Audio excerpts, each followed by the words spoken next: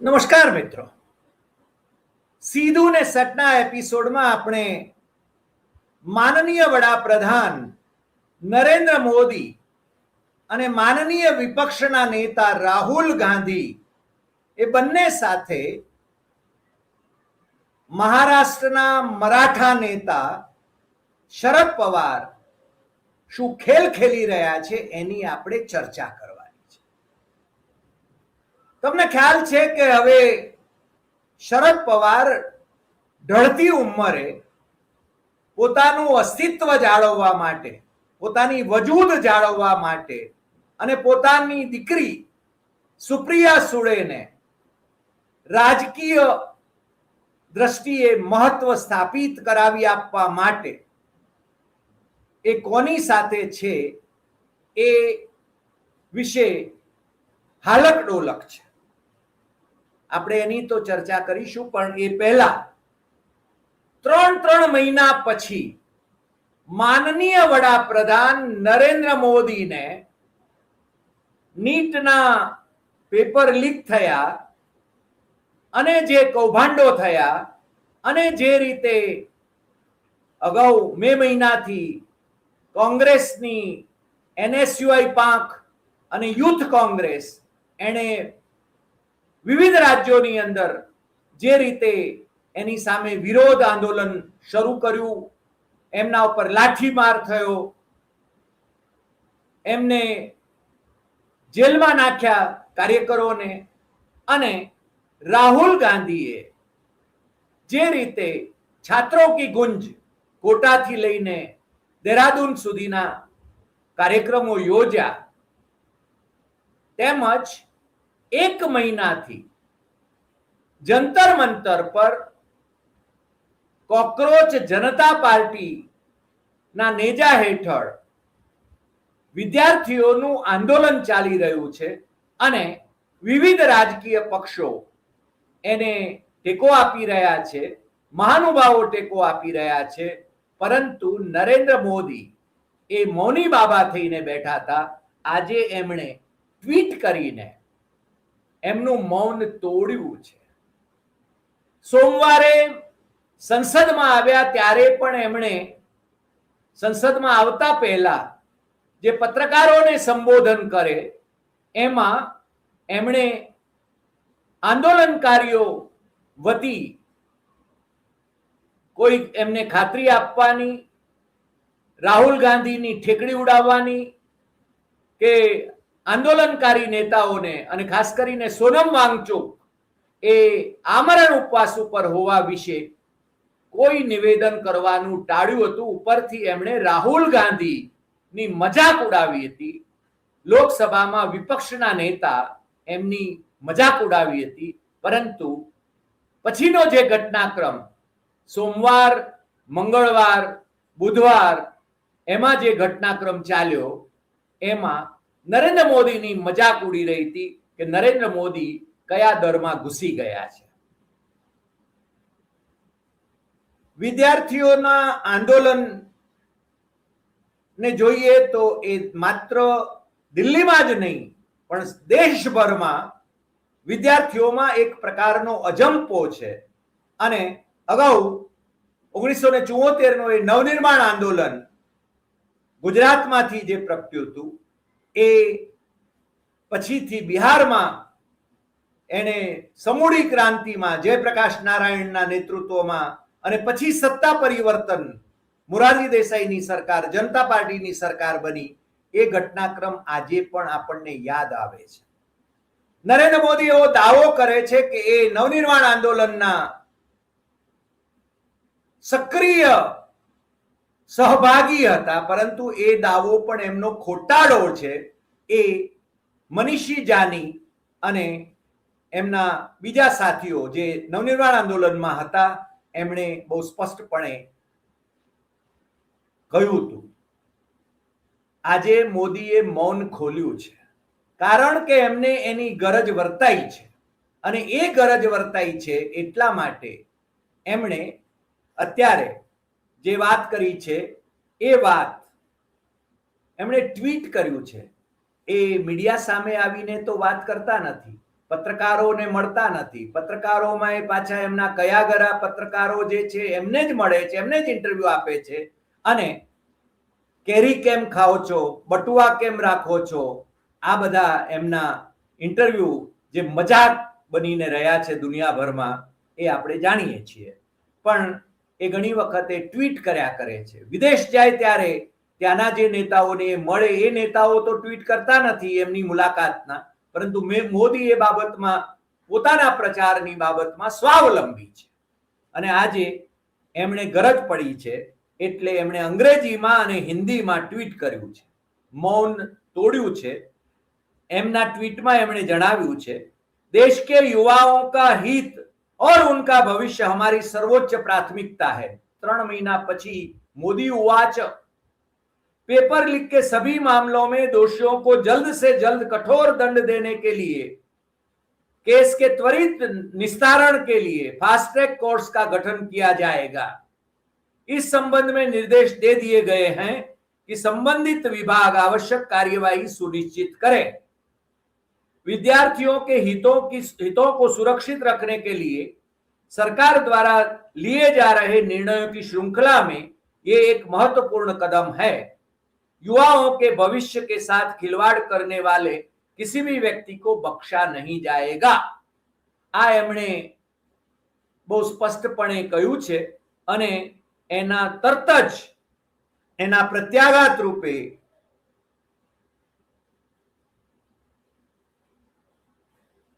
Cockroach જનતા પાર્ટીએ બહુ સ્પષ્ટપણે કહી દીધું છે કે આ સંદર્ભમાં અમને વડાપ્રધાનની વાત માન્ય નથી. કોકરોચ જનતા પાર્ટીએ આજે એટલે કે ગુરુવારે પ્રાઇમ મિનિસ્ટર નરેન્દ્ર મોદીની ફાસ્ટ ટ્રેક કોર્ટ પેપર લીકના સંદર્ભમાં એ કરવાની બાબતને એ બધે ધ્યાન વિકેન્દ્રિત કરવાનું, બીજે દોરવાનું મોદીની એક સ્ટાઇલ છે કે મુખ્ય મુદ્દા ઉપર જ્યારે લોકોનું ધ્યાન હોય ત્યારે એને કઈ રીતે ડાયવર્ટ કરવું એ કરે છે. અને એણે બહુ સ્પષ્ટપણે કહ્યું છે કોકરોચ જનતા પાર્ટીએ કે એજ્યુકેશન મિનિસ્ટર ધર્મેન્દ્ર પ્રધાન એમના રાજીનામાની વાત પર અમે અડગ છીએ. એટલે કે નરેન્દ્ર મોદી જે વાત કરે છે એ વાત એમને સ્વીકાર્ય નથી. અને ધર્મેન્દ્ર કહે છે કે એમણે પણ એક્સ ઉપર જ લખ્યું છે કે ધર્મેન્દ્ર પ્રધાન મસ્ટ રિઝાઇન. તમને ખ્યાલ છે કે એમણે સોનમ વાંગચુકને લગભગ પટાવી લીધા છે, કારણ કે સોનમ વાંગચુકનો ગઈકાલનો જે પત્ર છે નડ્ડા અને જીતેન્દ્રસિંહને મળ્યા પછીનો, એમાં ધર્મેન્દ્ર પ્રધાનના રાજીનામા અંગે ચર્ચાની વાત સંસદમાં થાય એની વાત કરી છે. એટલે કે ધર્મેન્દ્ર પ્રધાનના રાજીનામાની વાત એમણે ભારપૂર્વક કરી નથી. અને બાકી એમણે બહુ લાંબો પત્ર લખ્યો છે, પરંતુ એનો કોઈ અર્થ નથી. પરંતુ આજે આપણે જે વાત કરવી છે, શરદ પવાર કઈ ગેમ ખેલી રહ્યા છે એની વાત કરવી છે. શરદ પવારના એનસીપીના બે જે ભાગલા પડ્યા, એમના ભત્રીજા રામ અજીત દાદા પવાર, એમના પત્ની સુનેત્રા પવાર એ અત્યારે નાયબ મુખ્યમંત્રી છે મહારાષ્ટ્રના, અને શરદ પવાર અને એમના દીકરી એ સાંસદ છે. બારામતી લોકસભા મત વિસ્તારમાં સુનેત્રા પવારને હરાવીને સુપ્રિયા સુળે, શરદ પવારના પુત્રી, એ જીત્યા હતા લોકસભામાં. અને પછી સુનેત્રા પવારને રાજ્યસભામાં લઈ જવામાં આવ્યા હતા. પછીથી એમના પુત્રને પાર્થને રાજ્યસભામાં લઈ જવામાં આવ્યા છે. શરદ પવાર એ બંને એનસીપી એને એક કરીને એનડીએને ટેકો આપશે કે કેમ એના વિશે ઘણી બધી ગળમથલમાં છે. કારણ કે નરેન્દ્ર મોદીને ગરજ છે 2/3 બહુમતીની, કારણ કે પરિસીમન વિધેયક એમણે પસાર કરાવવું છે, જેથી મતક્ષેત્રો જે છે, લોકસભાની બેઠકો છે, એ મનસ્વી રીતે એનો આકાર આપી શકે અને ભારતીય જનતા પાર્ટી કાયમ માટે જીતતી રહે એવું જમ્મુ કાશ્મીર અને આસામની અંદર જે રીતે એમણે કર્યું એવું આખા દેશમાં એવું મોડેલ એ લાગુ કરવા માંગે છે. પેલા પાયલટ પ્રોજેક્ટ હતા, હવે એ છે ને આખા દેશમાં લાગુ કરવા માંગે છે. હવે આના સંદર્ભમાં દક્ષિણના રાજ્યોમાંથી વિરોધ ઉઠેલો છે, પરંતુ ડીએમકે સાથે છેડો ફાડીને રાહુલ ગાંધીની કોંગ્રેસે વીસીકેને એટલે કે વિજયની સરકારને સ્થાપિત કરવામાં જે પ્રયાસો કર્યા અને જે રીતે એમની સરકારમાં 2 મિનિસ્ટર એમના સામેલ કર્યા, એનાથી ડીએમકે ગિન્નાયેલો છે. છતાં રાહુલ ગાંધી ડીએમકેને હજુ વિપક્ષમાં રાખે અને ઇન્ડિયા ગઠબંધનમાં રાખે એવી વેતરણમાં છે. શરદ પવાર અને એમના દીકરી સુપ્રિયા સુળે એ પણ ઇન્ડિયા ગઠબંધનમાં અત્યારે તો છે, પરંતુ પવારનું જે રાજકારણ રહ્યું છે, જે લોકો એમને જાણે છે, એ વસંતદાદા પાટીલ જ્યારે મુખ્યમંત્રી હતા ત્યારે એમની પીઠમાં છરો ભોંકીને આજ શરદ પવાર એ દેશના યંગેસ્ટ ચીફ મિનિસ્ટર બન્યા હતા અને એ વખતે એમણે જનસંઘના લોકોને પોતાના મંત્રીમંડળમાં સામેલ કર્યા હતા. શેકાપના લોકોને, સમાજવાદીઓને, એ વખતેની જનતા પાર્ટીના લોકોને એમણે પોતાની સરકારમાં સ્થાપિત કર્યા હતા અને ભૂતપૂર્વ મુખ્યમંત્રી શંકરરાવ ચૌહાણને પણ એમના ફાઇનાન્સ મિનિસ્ટર બનાવ્યા હતા. એ પાછા શરદ પવાર એ કોંગ્રેસમાં જોડાય છે. વસંતદાદા પાટીલ જ એમને સાંગલીમાં કોંગ્રેસમાં જોડે છે. શરદ પવાર ક્યારે શું કરશે એનું કંઈ કહેવાય નહીં, કારણ કે ગણતરીબાજ કુનેહ ધરાવતા સર્વમિત્ર રાજનેતા છે. નરેન્દ્ર મોદી ક્યારેક એમને ગુરુ કહે છે ત્યારે શરદ પવાર ઘણી વખતે એને ગુરુ ઘંટાલ ગણાવવાની કોશિશ કરે છે, કારણ કે નરેન્દ્ર મોદીના ગુરુ થવું એ જોખમી છે એવું પણ શરદ પવાર માને છે. પરંતુ જ્યારે રાજકીય ઉથલપાથલ ચાલતી હોય ત્યારે શરદ પવાર એ નરેન્દ્ર મોદીને મળે છે અને એમની મુલાકાતો એ રહસ્યમય હોય છે. શાને માટે મળે છે એ હંમેશા એમ કહે છે કે મેમોરેન્ડમ આપું છું હું તો લોકોના પ્રશ્નો, પ્રજાના પ્રશ્નો, મહારાષ્ટ્રના પ્રશ્નો એના સંદર્ભમાં. પણ શરદ પવારનું વ્યક્તિત્વ વિરોધાભાસી છે. તમે જોયું કે સુપ્રિયા સુળે એ ઇન્ડિયા ગઠબંધનની બેઠકમાં કે આંદોલનમાં, ધરણામાં એ સામેલ થાય છે, પણ એ જ સુપ્રિયા સુળે પોતાના પિતા શરદ પવારની સાથે નરેન્દ્ર મોદીને મળવા માટે પણ જાય છે. નરેન્દ્ર મોદીના નિવાસની સામે રાહુલ ગાંધીના નેતૃત્વમાં જે ધરણા થયા એમાં સમાજવાદી પાર્ટીના સુપ્રીમો અખિલેશ યાદવ અને એનસીપી શરદ પવારના સુપ્રિયા સુળે એ સામેલ થાય છે. સુપ્રિયા સુળેના ટ્વિટર એકાઉન્ટ ઉપર તમે જાઓ તો એમના માતુશ્રી અને સોનિયા ગાંધી એમની તસવીર મૂકીને, સંયુક્ત તસવીર મૂકીને, બંનેને સાથે એક તસવીર મૂકીને એ એમના વિશે ખૂબ માનપાનપૂર્વક લખે છે. અને આજ શરદ પવાર અને સુપ્રિયા સુળે એ મોદીને મળીને શું ખેલ કરવાના છે એની વ્યૂહરચના પણ ઘડે છે. એટલે કે શરદ પવારનો કોઈ ભરોસો કરી શકાય નહીં. અમારા કેટલાક મુંબઈના પત્રકાર મિત્રો એવું કહેતા હતા કે શરદ પવાર ઢળતી ઉંમરે હવે આ ઇન્ડિયા ગઠબંધન છોડીને ધોળામાં ધૂળ નાખે એવું નહીં બને. પરંતુ સુપ્રિયા સુળેએ કહ્યું છે કે 50% ધોરણે દરેક રાજ્યમાં લોકસભાની બેઠકો વધારવાની જોગવાઈ જો પરિસીમન પુનર્રચના વિધેયક, બેઠકોની પુનર્રચનાના વિધેયકમાં સામેલ કરવામાં આવે તો અમે એનડીએને ટેકો આપવા માટે તૈયાર છીએ.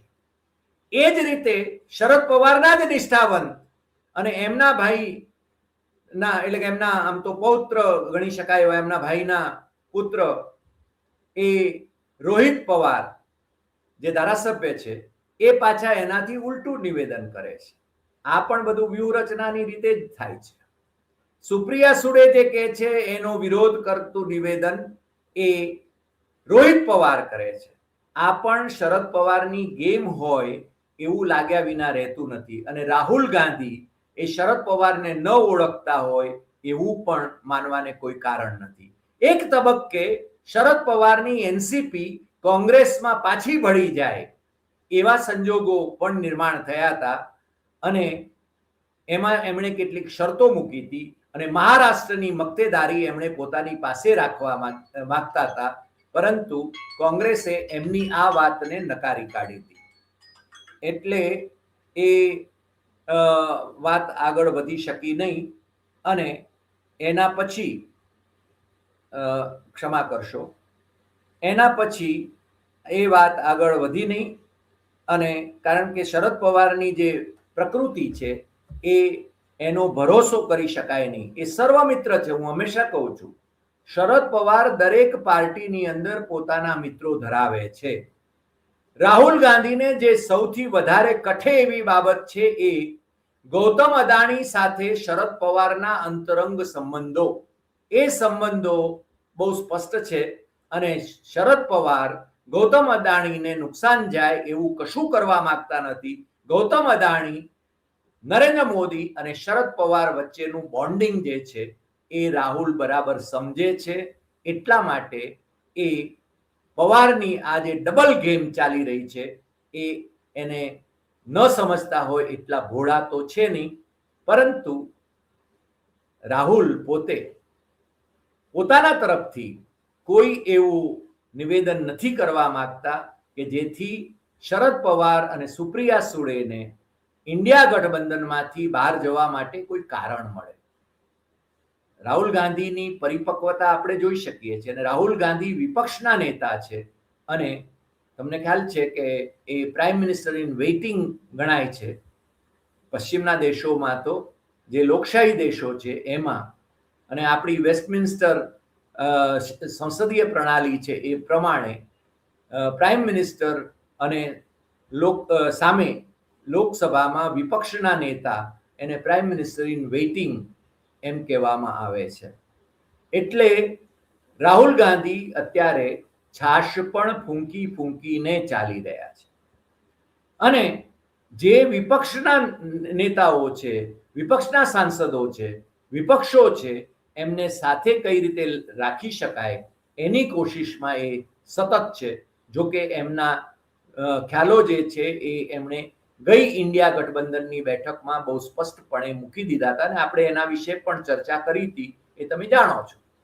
એટલે આજના સંજોગોની અંદર શરદ પવાર ક્યાં છે એ પ્રશ્ન તો ઊભો જ રહે છે.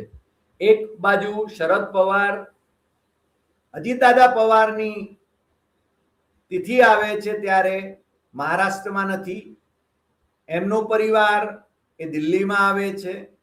દિલ્હીમાં એ છે ને કોકરોચ જનતા પાર્ટીના જે ફાઉન્ડર છે અભિજીત દીપકે, એને જંતર મંતર પર જઈને શરદ પવાર મળે છે.